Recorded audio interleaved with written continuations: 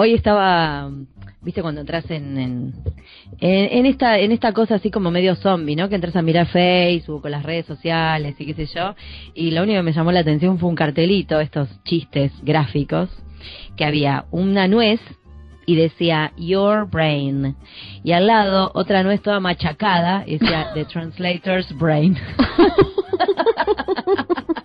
Es muy bueno. Es terrible eso igual. Todo el cerebro hecho puré. Uno se cree como que es re lo más porque puede hablar otro idioma, como que tiene que tener un cerebro más avanzado, ¿no? No, resulta que tiene un cerebro machacado. Frito. ¿A vos no te ha pasado de terminar de hacer algo y que el cerebro lo sentís como que se te fritó? Yo siento que hay veces que me ha pasado, y no de traducir, bueno, de traducir también, pero que decís, ay, por favor, necesito una cabeza nueva, no puedo más. Bueno, a mí me pasaba cuando me mudé recién acá a vivir a Estados Unidos, que terminaba a la noche. Ay, re cansada, como, por Dios, no me daba más, como quería hablar en español y tomar un mate con alguien, la desesperación. Después se te acostumbra el cerebro, se te acostumbra. Sí. Bueno, vos encima vivís en un país, o sea, hace un montón ya vivís en un país que habla otro idioma. A mí me pasó que yo viví un mes en Londres, ¿no? Que estuve ahí como haciendo una experiencia, unos cursos, qué sé yo. Y estaba todo bien. Cuando llegué, por ejemplo, no entendía nada. El tipo de la aduana me habló, no le entendí. Me dio vergüenza decirle, vengo, soy traductora, no le dije. Porque llegué re cansada después de tantas horas de viaje y el tipo me dijo, ¿qué? ¿A qué viene, no? Era la pregunta. Y yo dije, voy a disimular. Le dije, to study English. Como que no sabía. O sea, tuve que disimular. Porque estaba como, me lo hace a propósito, soy yo que soy idiota. Bueno, después imagínate, de tanto tiempo ahí hice cursos. Todo el día eran cursos de 6, 8 horas de actuación. O sea, nada, me explicaban en inglés. Imagínate, nos iban a... Entonces, bueno, ahí mi cerebro se amoldó, ¿no? Al idioma. Pero me pasó que tipo los últimos días estaba indispuesta, estaba cansada, venía preparando toda la valija, me tenía que ir, tenía que devolver cosas, se me había roto la máquina, me habían dado una máquina nueva, los de la empresa, me fui a cambiar, bueno, había tenido un día pero tan de mierda que me meto en un Starbucks a pedir un café y le dije a la chica, latte please, de tipo, no me da más la energía para pedirle otra cosa. Me dijo, y la piba me dice, ¿has jugado? Y yo, ¿qué? No, sorry, no. ¿No? No entendía, María. Ay, qué desesperada. Yo dije, ay, ¿qué te estaba diciendo? ¿Tall la o small? La española, sí, la piba era española, porque después me dijo, where are you? Eso se lo entendí, le dije a Argentina, es que a mí me pasa lo mismo, y que me canso y entonces no entiendo, y yo dije, ay, la puta madre, ella pronunciaba mal en inglés, no sé en qué me dijo, me preguntó si quería algo más, pero bueno, viste, esos son esos momentos en que te das cuenta que tenés el cerebro, pero ya chamuscado. Bueno, ¿y qué cosa hacemos para tratar de, como, que no se nos chamusque tanto el cerebro? No sé, no te sabría decir. No, el cerebro, viste que es uno de los órganos como más enigmáticos del cuerpo. Más allá de que yo no sé nada de ningún órgano, pero digo... Sí, totalmente, sí. Es gran enigma. Es enigmático. Bueno, una de las cosas que yo estoy tratando de hacer, te digo, estoy tratando de tomar más agua, porque leí que el 70% de las personas vive con una deshidratación crónica. Sí, y que eso es muy malo para todo. Eso es muy cierto. Tomar más agua es para el cerebro también. Yo lo que pasa es que voy mucho al baño, pero bueno, nada. No, yo también, quédate tranquila, pero lo tengo acá al lado. Bueno, tengo que tomar más. Pero viste que en invierno no te dan tanta ganas de tomar agua. En verano es fácil cumplir con eso. En invierno sí, pero en invierno es peligroso porque con la estufa y todo te re deshidratás. Mal. Sí, yo ahora que se ve que ya estoy mayor y estoy más seca, me doy más cuenta que necesito agua.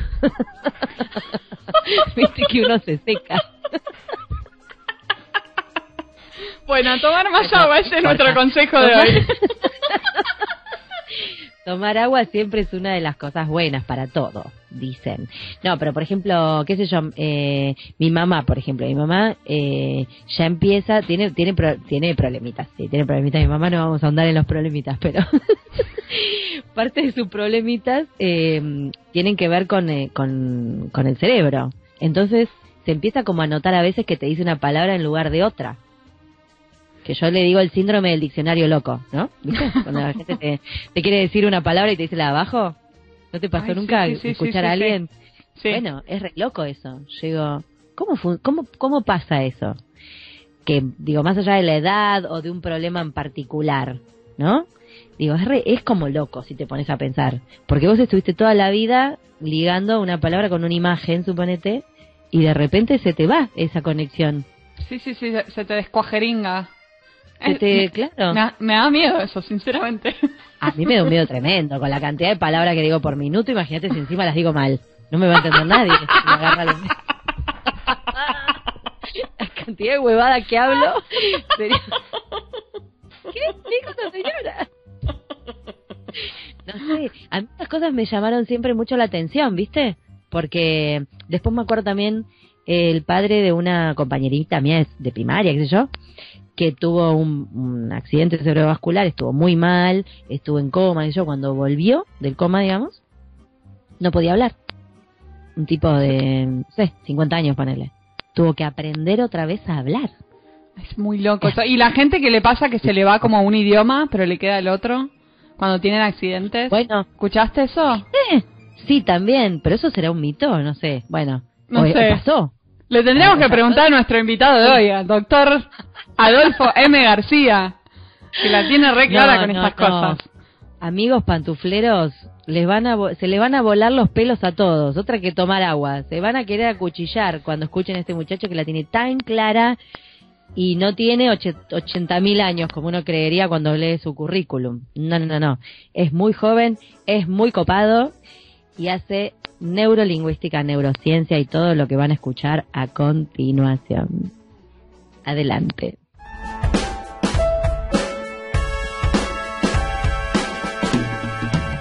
Bueno, hoy en Pantuflas tenemos la visita de Adolfo García, que en este momento está en Mar del Plata, o sea, estamos triangulando.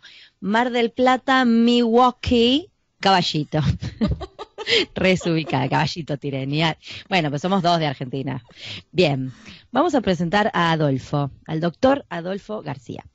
El doctor Adolfo García es especialista en neurociencias del lenguaje. Luego de recibirse de traductor técnico científico en lengua inglesa y profesor de inglés, con los promedios más altos de su promoción, obtuvo un doctorado en letras con apoyo de una beca del CONICET. En su tesis, acreedora de una mención de honor, formuló el primer modelo neurocognitivo de los sistemas de reformulación interlingüística en bilingües. Anota esa parte. Reformulación interlingüística en bilingües. Luego extendió su formación científica como becario postdoctoral del CONICET en el Instituto de Neurología Cognitiva, INECO. Además, realizó estancias de formación e investigación sobre neurolingüística en la Universidad de Nueva York y en la Universidad Rice, en Estados Unidos. Actualmente se desempeña como director científico del Laboratorio de Psicología Experimental y Neurociencias, dependiente del Instituto de Neurociencia Cognitiva y Translacional, Argentina. También es investigador del CONICET, en Argentina, profesor adjunto de Neurolingüística en la Facultad de Educación de la UNCUYO, en Argentina, miembro de la red temática internacional TREC, Translation Research Empiricism Cognition, y colaborador externo del Centro de Neurociencia Cognitiva de la Universidad de La Laguna, España. Además, ha cumplido funciones como editor asociado de las revistas especializadas Journal of World Languages, Journal of Alzheimer's Disease and Perspectives, Studies in Translation Theory and Practice, como editor estable de Frontiers in Human Neuroscience y Frontiers in Aging Neuroscience, y como par evaluador ad hoc de numerosas revistas líderes sobre neurociencias, neurolingüística y lingüística general. Sí, se estuvo rascando Adolfo todo este tiempo. Sigue. Entre sus libros se destacan Traductología y Neurocognición del año 2012, ¿Qué son las neurociencias?, en coautoría con Agustín Ibáñez, 2015, Mente bilingüe, coeditado con Sonia Suárez Cepeda, del 2016, An Introduction to Relational Network Theory, Equinox, Londres, 2017, en coautoría con William Sullivan y Sarah Tsiang, y prologado por Michael Halliday. Neuroscience and Social Science, The Missing Link, editado en conjunto con Agustín Ibáñez y Lucas Cedeño, New York, 2018. Y Contextual Cognition en coautoría con Agustín Ibáñez. También, acá dice Springer, Heidelberg, 2018. También ha publicado un libro de relatos titulado Incierta Forma, Babel, 2012. Hay mucho más para hablar de Adolfo, solamente voy a agregar algo que también nos llamó mucho la atención, y ya pasamos a la entrevista. Dice que también en el 2015 su labor sobre el rol del lenguaje como marcador temprano en enfermedad de Parkinson fue destacada como uno de los 10 principales avances científicos de la Argentina.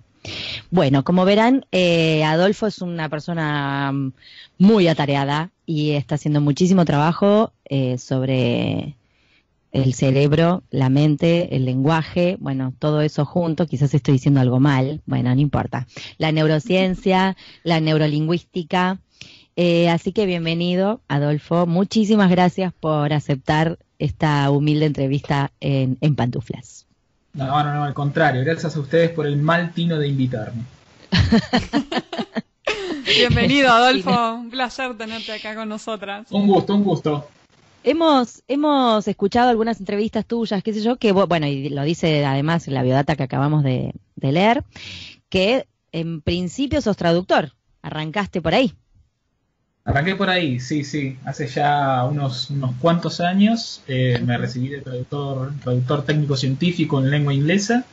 Luego, en paralelo a esa carrera, hice mis estudios de grado como profesor de inglés. Y en ese tránsito descubrí que había algo que se llamaba lingüística y que había gente que ocupaba las horas de su día estudiando el lenguaje, y me pareció una cosa interesante. Bueno, y empecé a estudiar tenía asignaturas, ¿no?, sobre sobre lingüística y cuestiones vinculadas, pero me formé mucho como autodidacta también. Y bueno, luego llegó la neurociencia. Sí, la posibilidad de estudiar el lenguaje en relación con el cerebro, y eso la verdad es que me interesó mucho, y al día de hoy es lo que hago la mayor parte de mi tiempo. O sea que en realidad como traductor llegaste a ejercer, ¿no? Digamos, fue como el paso, fue lo que te presentó la verdadera pasión, digamos. Sí. No, mira, hice mis primeros trabajos fueron de traductor. De hecho, hay algunas cuestiones paradójicas, ¿no? Mi primer encargo traductor fue la traducción de una carta de vinos. Hablo ahí y bueno, sucede que yo soy abstemio, con lo cual a los desafíos lingüísticos y tipológicos del tipo de las cartas de vino en particular, había que sumarle mi supina ignorancia al respecto, ¿no? Pero claro. Pero bueno, pero igual. ¿Cómo salió esa traducción? ¿Cómo salió esa traducción? Es inconfesable. Igual quiero hablar a favor tuyo, porque si le hubiese tocado un traductor medio borrachín, tampoco hubiese salido bien. Digo, porque en el afán de investigar terminaba pasado de rosca arriba del papel, de la computadora, o sea, así que mejor. La lástima es que la única forma en que yo podría defender esa traducción es si pudiera decir que estaba borracho cuando la hice, y eso escapa a mis posibilidades, así que estoy condenado al eternum. Te quedaste sin excusas, es cierto, es así. Claro. Bueno, contanos un poquito, bueno, nosotros tampoco sabemos mucho, la verdad es que uno dice, bueno, a ver, neurolingüística, debe tener con esto, lingüística con el... pero la posta, si vos tuvieras que describir qué es la neurolingüística, ¿qué es? La neurolingüística es un campo científico cuya morfología es bastante transparente, ¿no? Es el estudio de los aspectos cerebrales del lenguaje. Y esto es interesante, por un lado, porque ya en ese rótulo está instanciada la interdisciplinariedad, ¿no? Es decir, la neurolingüística es una ciencia en la que el contacto de distintas áreas de conocimiento y especialidad no solamente es un decir, sino que es un bastión inexorable. No hay forma de hacer un buen estudio neurolingüístico si vos no combinás saberes, competencias, procedimientos, métodos provenientes de las ciencias del lenguaje, las ciencias biológicas, bueno, la estadística, la informática. Claro. Pero es eso, podemos decir que es un campo interdisciplinario que trata de entender cómo el cerebro humano procesa, produce, comprende, adquiere, pierde sus capacidades lingüísticas. Claro, pierde, es verdad, eso. Porque hay enfermedades, digamos, o condiciones, no sé si cómo se llaman, que también afectan eso, como, no sé, la afasia, ponele. Absolutamente. Me ocurre ahora. Sí, yo había leído que cada idioma tiene como su propio compartimento en el cerebro, como si fueran dos caminos que pueden ser paralelos, pero son cada uno su camino. E interconectar esos caminos es como otro tipo de esfuerzo de interconexiones que tiene que hacer el cerebro. ¿Esto es correcto? ¿Que yo saqué conclusiones de lecturas que hice muchos años atrás? ¿O no es así? A ver, tal vez hay algunas opciones terminológicas en cómo lo presentaste que vendría bien aclarar, ¿no? Porque muchas veces, porque circula, ¿no?, en la divulgación de las neurociencias, en los decires legos al respecto, ¿no?, esto de compartimentos, ¿no?, como si el cerebro fuera una especie de cajonera en donde vos acá guardás esto, acá guardás, ¿no?, tu lengua nativa, acá tu lengua extranjera, acá tu atención, acá tu memoria, y no, nuestro cerebro es extremadamente más complejo, si bien no siempre más ordenado que una cajonera, digamos, ¿no? El mío seguro que no. No sé. Bueno, yo no quería hacer alusión a ninguna no sé, qué sé yo. Pero bueno, no, el cerebro básicamente actúa en red, es decir, distintas áreas cerebrales para cualquier proceso que a vos se te ocurra, desde los los procesos de bajo nivel, como la percepción visual, o no sé, el reconocimiento de formas, o la iniciación de un movimiento de un dedo, ¿sí?, hasta los más complejos, como la toma de decisiones, la gestión de los recursos atencionales, o los procesos lingüísticos, dependen de redes que están distribuidas en el cerebro. Lo que sí sabemos es un par de cosas. En el cerebro bilingüe hay mecanismos que son a grosso modo, digamos, compartidos por tu primera lengua y las lenguas ulteriores que tengas, y otros que son parcialmente segregados, es decir, distintos, diferentes.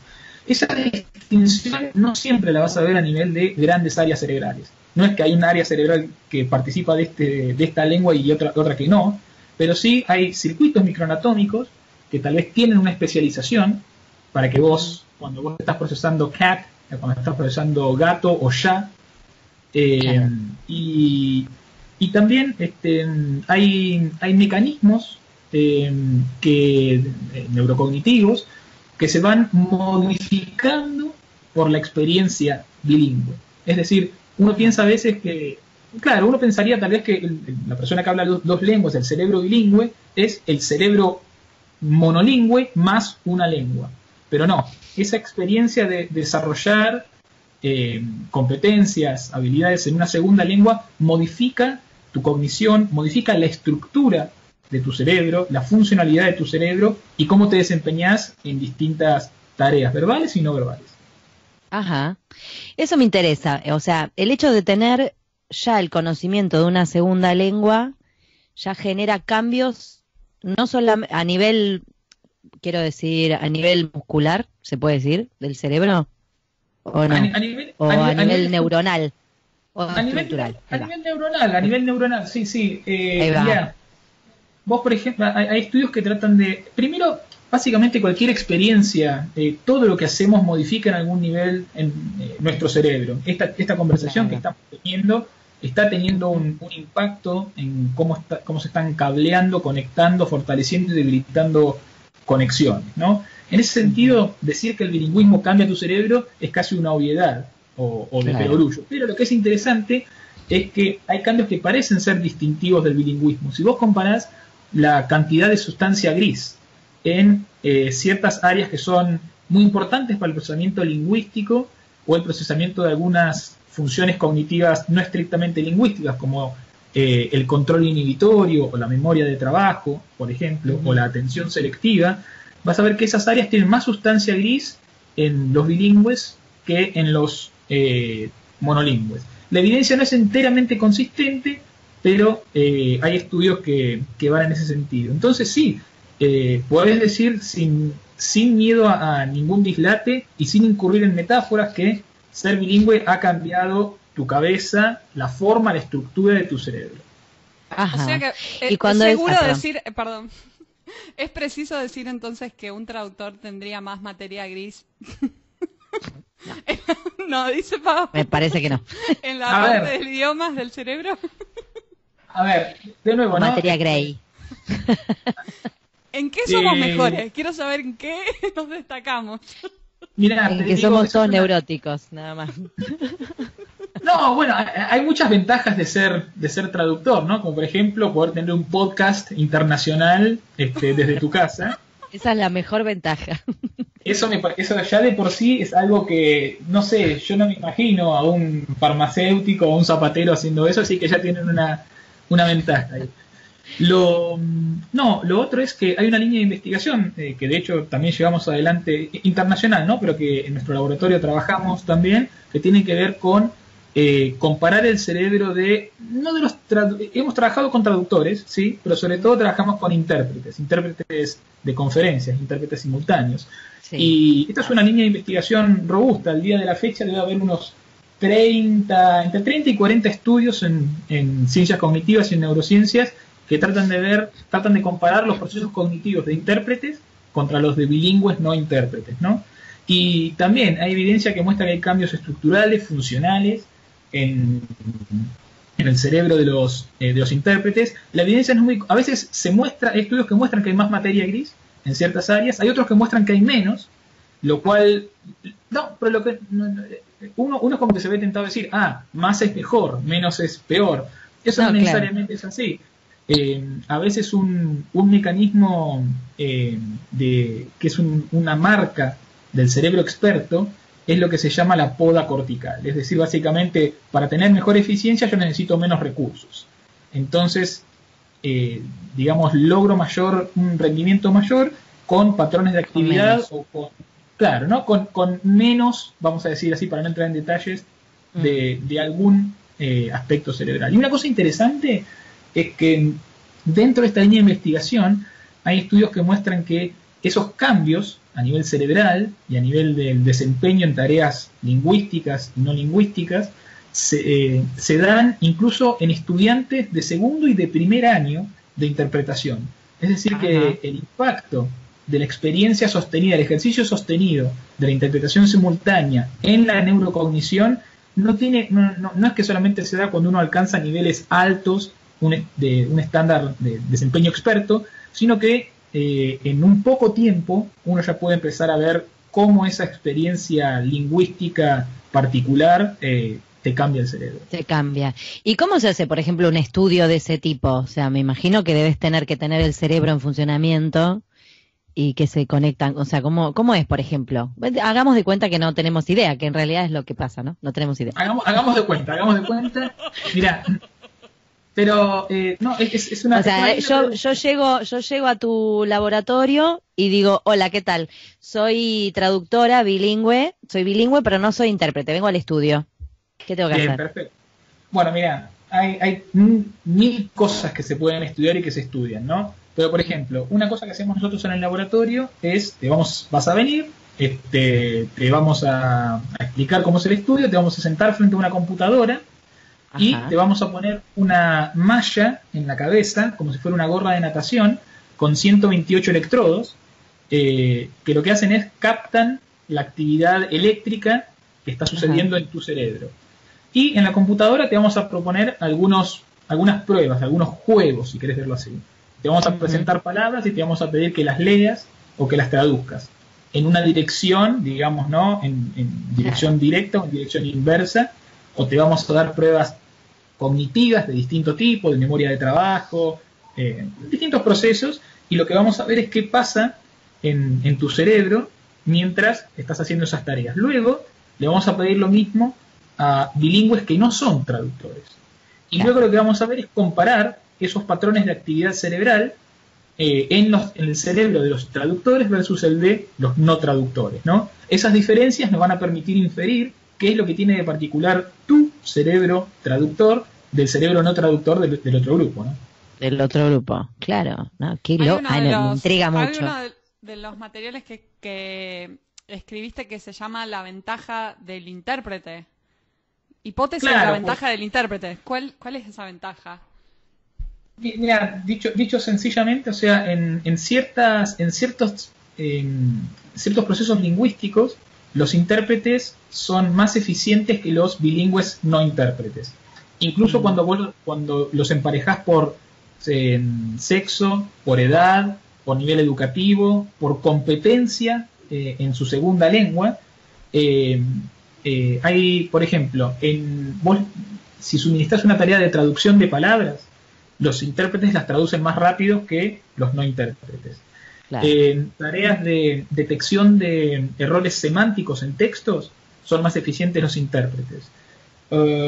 Tareas de procesamiento de palabras nuevas o pseudopalabras, también hay evidencia que muestran que ganan los intérpretes. Hay otras tareas lingüísticas en las que no hay diferencias. Lectura de palabras en una sola lengua, por ejemplo, no hay ningún estudio que muestre ventajas para los intérpretes.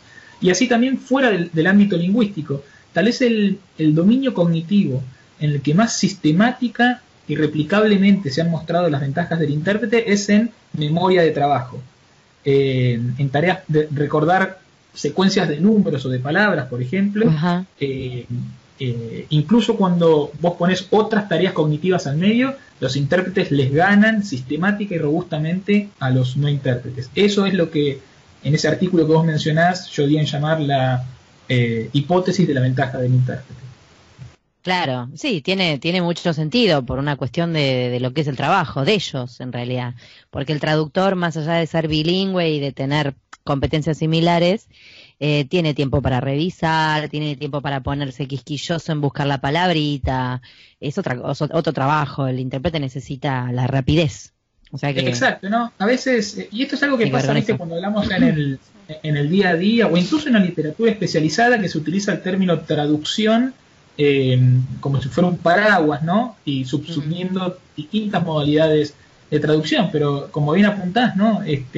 Las presiones temporales, el rol del input visual y el ensayo y la revisión entre la traducción escrita o la traducción a la vista y la interpretación simultánea y la interpretación consecutiva y otras modalidades de reformulación interlingüística son muy distintas. Claro. Acá te voy a tirar un mito, a ver si es verdad o no. Mito que me ha llegado, un mito, así. El mito de que si sos bilingüe o por lo menos utilizás el cerebro para aprender otro idioma, tenés menos chances de tener Alzheimer. ¿Qué hay de verdad en ese mito? No es un mito. No es un mito. No. Bien. Es que no es un mito, es un hallazgo empírico que no es completamente consistente. A ver, ¿qué es esto? ¿Qué es un mito? Un mito es un postulado que circula ahí, es falso y sobre todo no tiene ningún fundamento empírico. Neuromitos hay muchos, ¿no? Por ejemplo, un neuromito típico y absolutamente falso, ¿no? Es esto de que usamos el 10% del cerebro, o que el hemisferio derecho es el hemisferio creativo y psicodélico. Ay, no me digas que eso era un mito. Ay, me muero. Eso era verdad. Yo también. Le creí. Así que todos los mimos que le hiciste a tu hemisferio favorito pensando que estaba en esas divisiones fueron en vano. No hay tal cosa. No, yo me hago la canchera de que uso los dos hemisferios porque soy actriz y digo, ay, claro, uso el creativo y el otro. No, mentira, al final era todo mentira. Claro, usás los dos hemisferios porque sos humana. Así es. Básicamente. Sí. Lamento bajarte del pedestal. Necesitábamos invitar a Adolfo para sacarnos este mito de encima. Otro mito es que si a los niños le hablas más de un idioma los podés confundir y no conviene. Todo eso, bueno, ahora se está desmintiendo, ¿no? Eso se está desmintiendo. La verdad es que durante mucho tiempo se pensó esto, ¿no? Que la exposición a un input lingüístico dual, ¿no? A más de 2 lenguas en la primera infancia tenía un impacto negativo en el desarrollo de habilidades lingüísticas y cognitivas. Esto llegó a tener impacto en políticas públicas educativas. En Canadá, por ejemplo, antes de la década del 80, en el 60, 70, por algunas investigaciones mal formuladas que habían arrojado este tipo de hallazgos, se prohibió la educación bilingüe hasta superada la primera infancia. Hoy lo que sabemos es lo siguiente. Si vos comparás el desempeño de bilingües contra monolingües, ¿sí? Incluso desde tempranas edades y a lo largo de distintos rangos etarios, muchos estudios muestran que los bilingües tienen ventajas en control inhibitorio, en memoria de trabajo, resolución de conflictos, etc. Estos son dominios cognitivos, ¿no? Ahora, hay algunos estudios que no muestran esas ventajas, pero ningún estudio ha mostrado desventajas de los bilingües en estas funciones. Donde sí hay desventajas de los bilingües es si vos, por ejemplo, comparás el conocimiento, la cantidad de palabras que conoce un niño bilingüe en una sola de sus lenguas. Vos agarrás un bilingüe que habla inglés y español y comparás cuántas palabras conoce de inglés versus un hablante monolingüe de inglés. O comparás cuánto sabe de español versus un monolingüe de español, va a ganar el monolingüe, ¿sí? Pero si vos tomás el conocimiento léxico en conjunto del bilingüe, desaparecen esas ventajas. También hay alguna evidencia que muestra que los momentos en que se alcanzan ciertos hitos en el desarrollo del lenguaje, cuando se producen las primeras palabras, las primeras combinaciones de 2 palabras y demás, algunos estudios han mostrado alguna demora, pero intrascendente, diría, en bilingües. Pero esto de que el bilingüismo te va a hacer mal, que es algo que tenés que evitar o evitar en la primera infancia, no tiene ningún asidero así taxativo en la literatura científica. Y cuando a mí me toque ser padre, para que veas, yo que conozco este campo de investigación, yo lo voy a bombardear con 2 o 3 lenguas de chiquitito, así que... Pobre criatura. Me encanta eso, está buenísimo. El pequeño va a recibir así como inputs en varios idiomas. Te hago una pregunta, eso es medio personal en realidad, pero bueno, no me puedo aguantar y lo tengo que preguntar. Yo a mis hijos, la niñera es polaca y les habla en polaco desde que nacieron. Mi hijo tiene 5 años y mi hija tiene 2 años. Nos estamos por mudar el mes que viene y no van a tener más la niñera polaca, lamentablemente. Y me pregunto qué pasará con ese idioma, o sea, sobre todo con la más chiquita, Nina, que tiene 2 años, entiende perfecto, tiene bastante vocabulario polaco, pero no vamos a poder seguir con ese idioma. Claro. ¿Quedará en algún lado o se pierde por completo o hay algo que se puede como retomar en el futuro? ¿Hay alguna esperanza de que eso les sirva para algo en la vida? A ver, sí,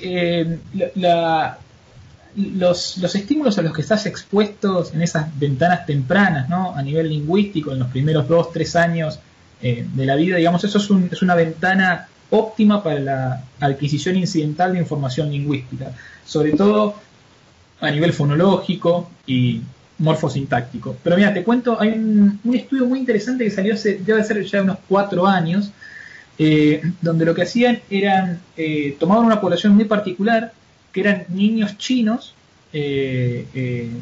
abandonados, que estaban en orfanatos, y hay un programa por el cual familias en Inglaterra tienen un acceso para adopción por vía rápida, digamos, para esos chicos. Esos chicos entonces terminan siendo hablantes muchas veces monolingües, pero digamos hablantes nativos de inglés, porque se insertan en Inglaterra a los 6 meses de edad, a los 7 meses, 8 meses, ¿no?, de haber nacido. Pero después se les hacen pruebas para ver si tienen algunos marcadores cerebrales específicos que muestran discriminación de fonemas, de sonidos del habla, ¿no?, en chino. Y se encuentra que esos chicos que estuvieron expuestos al chino solamente 6, 8, 9 meses, y después el chino desapareció de sus vidas por completo, incluso evaluados años después, siguen teniendo respuestas cerebrales que muestran una sensibilidad a la identificación de fonemas del chino. Es decir, que esa estimulación temprana, esa exposición temprana, aun cuando fue muy, muy escueta, deja una huella cerebral que es detectable más adelante. Si eso después supone una ventaja para que el pibe aprenda más rápido, le gane a sus compañeros cuando se siente en un aula de chino, o la pesque más rápido si hace un curso de inmersión cuando se va a Shanghai, no lo sabemos aún, pero el cerebro guarda esas huellas de discriminación de esos estímulos tempranos. Mirá qué loco, ¿eh? Fascinante. Muy, sí, tal cual. Qué increíble. Me interesó de lo que leímos en tu biodata, esto del rol del lenguaje como marcador temprano de Parkinson. No sé si es muy complejo como para explicar cómo se conecta una cosa con la otra. No, bueno, todo tema científico es complejo de por sí. La ciencia de por sí es una simplificación de la complejidad del tema y de los fenómenos en sí. Claro. Y una habilidad que para mí es importante de la labor científica es la divulgación, que supone que uno deba poder comunicar esas cosas complejas en términos llanos, que prescindiendo de los detalles más duritos sean inteligibles, ¿no? Bueno, ahora vos me dirás si cuando intente hacerlo cumplí con esa misión de la ciencia o no. Tratamos. Si me ves cara de que no entendí nada, es que bueno, qué sé yo. Yo me voy a sentir, muy decepcionado y me voy a sentir con un íntimo fracaso si es así. Pero mira, la cosa es esta. La pregunta general es si hay algo en nuestra conducta lingüística, la forma en que comprendemos y usamos el lenguaje, que nos pueda dar indicios sobre la integridad de ciertos sistemas cerebrales. Es decir, de cajón vamos a decir que cómo comprendemos y usamos el lenguaje está relacionado con el cerebro, así, muy generalmente, ¿no? Bueno, ciertos fenómenos lingüísticos, ciertos tipos de palabras, ciertos tipos de construcciones, se apoyan más principalmente en ciertos sistemas cerebrales que en otros. En particular, hay un tipo de palabras que son los que se llaman verbos de acción. ¿Qué son los verbos de acción? Son aquellos que denotan acciones corporales. Agarrar, saltar, caminar, aplaudir. Cosas que haces, movimientos del cuerpo, ¿no? Claro. Y esos verbos que denotan movimientos del cuerpo dependen de un modo diferencial y específico, en comparación con muchos otros tipos de palabras, de los circuitos motores del cerebro. De algún modo, para decirlo muy someramente, cuando vos comprendés un verbo como patear o como aplaudir, parte de los circuitos cerebrales que se activan y contribuyen a que vos comprendas o uses ese verbo son los mismos que a vos te permiten patear y aplaudir. El lenguaje de algún modo le echa mano a esos circuitos cerebrales que median las experiencias que describen. ¿Estamos bien hasta ahí? Entendió perfectamente. Voy bárbaro, ¿eh? Voy bien. Perfecto. Hasta ahí, bien. Pero sí. Entonces, eso es algo que nos antecede a nosotros como laboratorio, no es un hallazgo que se viene trabajando desde hace tiempo en la literatura. Un avance en el que venimos trabajando fuerte en el laboratorio es la siguiente pregunta. Si esto es así, si hay una relación tan íntima entre estos verbos que describen movimiento y los circuitos motores del cerebro, primera pregunta es, ¿podremos tomar estos verbos como un indicio de que esos circuitos motores están afectados? Entonces lo que hacemos hemos trabajado con pacientes con enfermedad de Parkinson, pero también otras enfermedades neurodegenerativas motoras, como la enfermedad de Huntington o ataxia cerebelosa. Y efectivamente encontramos que estos tipos de verbos arrojan déficits selectivos. Se ven específicamente afectados, aun cuando el procesamiento de otro tipo de palabras no presenta ninguna alteración. Y luego nos hicimos una pregunta ulterior que es más agregada, más interesante.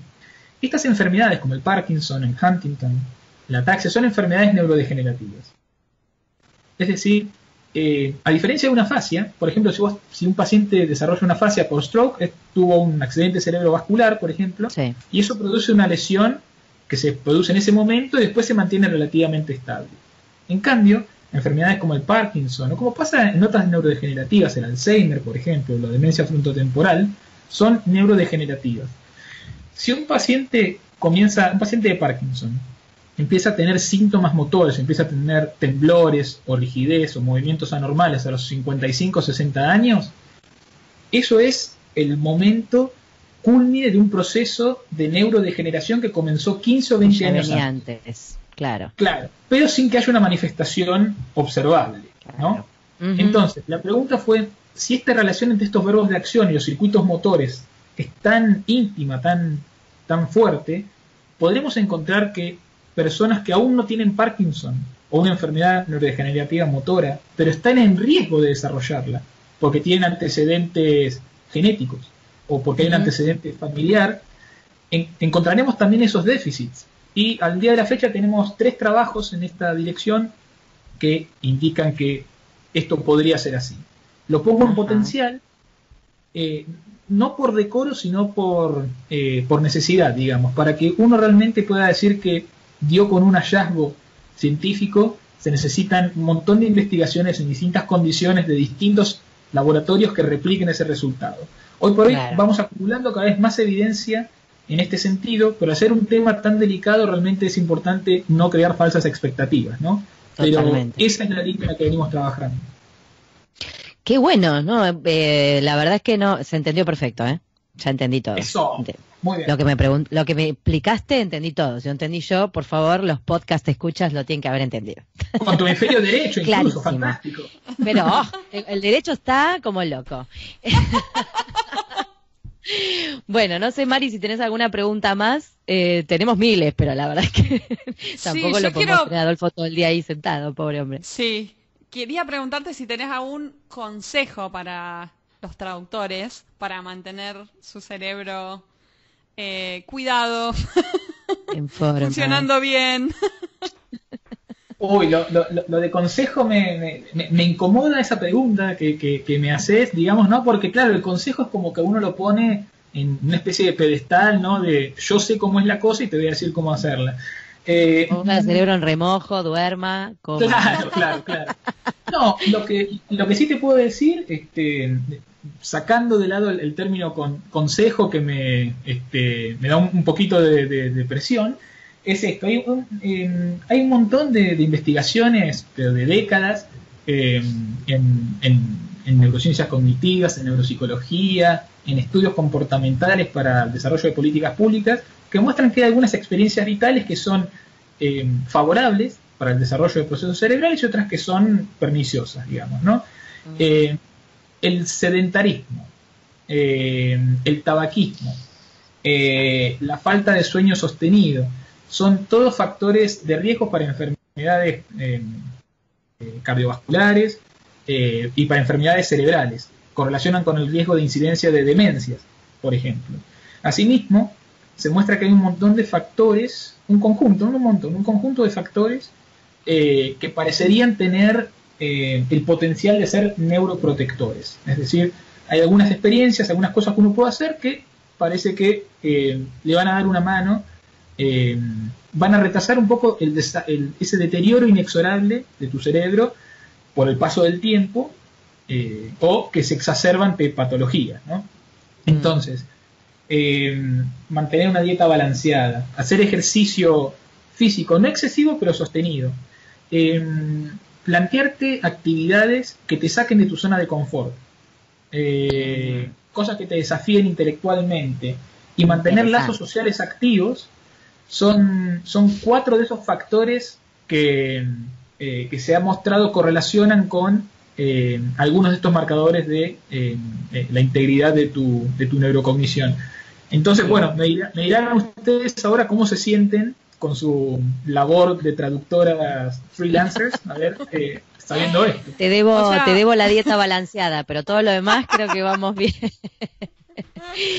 ¿Sabés que me recordó, perdóname Mari, me recordó a una entrevistada que tuvimos hace poco, una traductora audiovisual, que dice que estuvo 5 días encerrada en la casa y cuando volvió a salir, fue a comprar algo, entró y se olvidó dónde vivía. O sea, no encontraba la puerta de su casa. Fue la anécdota más choqueante que escuché desde que empezamos el podcast. Y ahora que traductores... digo, hay que salir, hay que salir de la cueva, hay que socializar, hay que hablar con gente, hay que hacer ejercicio.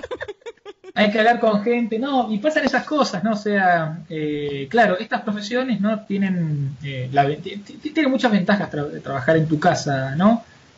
Sobre todo si tenés ciertos perfiles de personalidad, si sos medio misántropo y no te gusta estar mucho con la gente, está muy bien, pero te permite manejar los tiempos, tener cierta autonomía y demás. El tema es que después cuando sos una persona, digamos, para decirlo lindo, responsable, para decirlo más vehementemente obsesivo-compulsiva, ¿no? Esa libertad que es la que a vos te acercó a decir voy a ser freelancer para poder descansar cuando quiero, etcétera, hace que te encuentres trabajando 12, 14 y 6 horas por día en horarios que están cualquier hora, tal cual. Claro, a la geografía de tus clientes y demás. Bueno, hay que empezar a prestar atención y balancear cuándo vos querés exigir tu cuerpo y tu organismo en función de crecer profesionalmente, hasta cuándo y cuándo ya realmente no vale la pena ese esfuerzo y te estás haciendo más mal a tu cuerpo que lo bien que le estás haciendo a tu currículum, ¿no? Entonces hay que tenerlo en cuenta, sí, tratar de distribuir un poco la cosa. Un poquito, que no sea, aparte tampoco tanto, porque la mayoría de nosotros somos como medio nerdis. No sé, también nos hicieron una distinción entre nerd y geek, no sé cuáles somos, ponele nerdy. Y quizás uno está todo el tiempo tratando de como de mejorar su parte intelectual y todo el resto, digo, al final uno no es una cabeza nada más, ¿no? O sea, más allá de que estés sentado en una silla, necesitas activar otras cosas. No, y aparte porque todos tus procesos cognitivos, intelectuales están atravesados y están en diálogo constante con la dinámica de tu cuerpo. No hay una escisión en la cual lo cognitivo es totalmente independiente y disociado de lo que vos haces con tu cuerpo, con tus sistemas afectivos, emocionales. Realmente, o sea, cuando decimos que el cerebro opera en red y es una red muy, muy promiscua, digamos, donde todos los circuitos están echándole manos a todos los circuitos, ¿no? Así que sí, definitivamente. Igual yo te digo esto y te decía, lo de consejo me queda grande porque yo también incurro en todas estas malas prácticas, pero bueno, por lo menos te puedo comentar lo que la literatura sugiere, ¿no? Lo que en realidad todos tenemos la teoría, después ponerlo en práctica a veces hay que hacer el esfuerzo, ¿no? Digo, con respecto a esto de cómo me acordé ahora, yo además soy actriz y el año pasado hice un infantil y tenía que bailar en la coreo final. Yo no soy bailarina, digamos, me puedo mover, pero no soy bailarina. Y tengo más de 40 años, con lo cual tampoco era tan sencillo someterme a horas y horas ensayando una coreografía. Y sin embargo había algo que salía con la cabeza como quemada. O sea, no es que salía cansada solamente físicamente. La cabeza me explotaba. Yo digo, ¿será que transpiré mucho? ¿Será que estaba cerrado? O sea, no, era porque se ve que mi cerebro estaba como procesando cosas nuevas. Viste que hay gente que por ahí es medio díscola para moverse. Yo no, pero igual había demasiada información, se ve. Y ahí yo dije, claro, estoy como usando la cabeza para otra cosa. Y se ve que afecta. Bueno, la aprendí la coreo, la aprendí, salió bien. No me cabe duda. Sé que después de 3 meses haciendo lo mismo. No, yo sé que ahora la audiencia no lo va a poder ver porque esto va a salir por audio únicamente, pero yo que te tengo acá en video, ¿te puedo pedir un pasito de baile o queda para la próxima? A ver... no, impresionante. Impresionante. Decí la verdad, Adolfo, viste todo si me pones la gorra esa con los 128 cablecitos, no sé, te estalla la máquina. No, creo eso. estalla la máquina y estallan los electrodos de los dos lados, acordate, ¿no? De los dos lados. Y eso que además de bailar cantaba también. No, pará, ahí sí que estalla todo. Se rompe toda la burbuja. Impresionante. Bueno, queda pendiente. Se las mando por video. Sí, ahí está. Dale. Muchas gracias, Adolfo. La verdad, muy buena. Estás preocupado, así que te agradecemos que te hayas tomado el tiempo de charlar con nosotras. Sí. No, un gusto. Les agradezco el espacio. Realmente, para los que trabajamos en esto, es importante tener espacios para comunicar lo que hacemos, ¿no? Y que este tipo de conocimiento, ya sea porque interesa anecdóticamente o a nivel teórico o por sus posibles implicancias prácticas, sociales, clínicas o educativas, digamos, tiene que llegar a tantos lugares como pueda, ¿no? Sí. Así que, al contrario, el agradecido soy yo por dar esta avenida para que circule esta información. Bueno, además de todos los libros que además, que van a aparecer en tu biografía, ¿tenés alguna página o algo así de divulgación de tus cosas o algún canal de YouTube o algo así por si alguien tiene ganas de seguir mirando o escuchándote? Sí. Yo primero pondría en tela de juicio la sanidad de las personas que quieran seguir ese tipo de cosas, ¿no? Pero más allá de eso, no, sí. Los que estén interesados en conocer estas líneas de investigación que comentamos y tantas otras que llevamos adelante en el laboratorio, pueden visitar nuestro sitio web, que es www.lpen, eso es LPEN, Laboratorio de Psicología Experimental y Neurociencias, lpen.com.ar. Perfecto. Así lo apuntamos también. Notas, sí. Yes. Bueno, mil gracias, muchísimas gracias. Muy interesante todo lo que hemos charlado. Besos ahí por Mar del Plata. Al contrario, chicas, un saludo grande y estamos en contacto.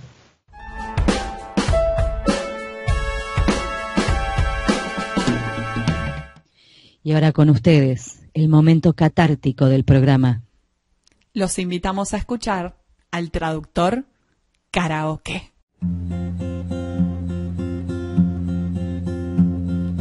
Yesterday, all my troubles seem so far away. Now this client says he cannot wait. He wants this done for yesterday. Suddenly, I don't know how to explain to him.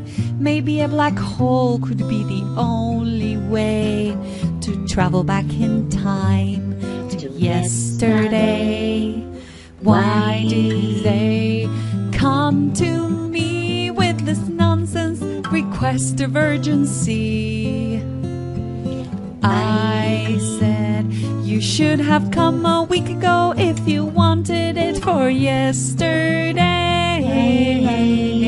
Yesterday, all my troubles seem so far away. Now this client says he cannot wait. He wants this done for yesterday.